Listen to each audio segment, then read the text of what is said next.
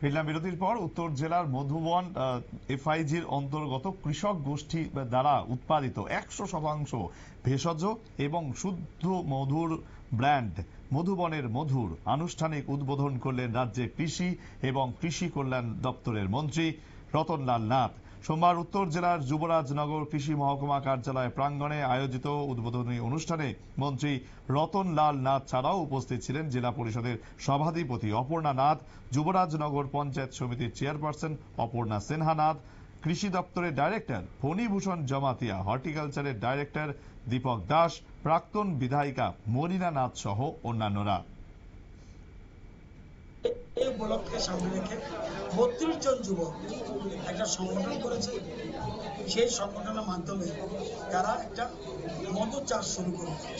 আমরা সরকার থেকে এই যে তাদের মধুবনের সরকার থেকে তাদের সব সাপোর্ট আমরা দিচ্ছি, তাদের মধুর বাক্স দিচ্ছি, মধুর কলোনি বলে অর্থাৎ যেখানে থাকে এরা, এইসব আমরা দিচ্ছি এবং সব ফ্রি দিচ্ছি।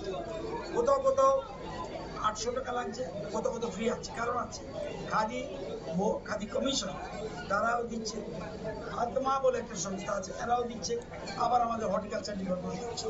সুতরাং কোথাও সাবসিডি, কোথাও ফ্রি।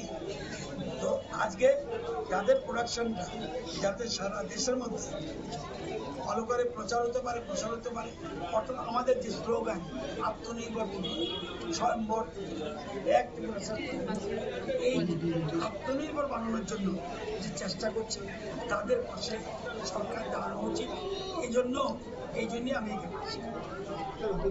এবং আমাদের মেম্বার অফ পার্লামেন্ট উত্তর ত্রিপুরা, উনি আমাকে বলেছে আমাদের মধুগুলো কিভাবে আমরা বাজারজাত করতে পারি, সেই জন্য পার্লামেন্টে আলোচনা করি এবং কেন্দ্রীয় সরকারের একটা স্কিমের মাধ্যমে এই আমাদের প্রোডাক্টের আইটেমগুলি যাতে আমরা আমি সেই জন্য আপনাকে ফলো করেছি যে তাদের জন্য যখন প্রোডাকশন বেশি হবে তখন মার্কেটও দরকার, সেই মার্কেটটা আমরা তৈরি করে দেবো।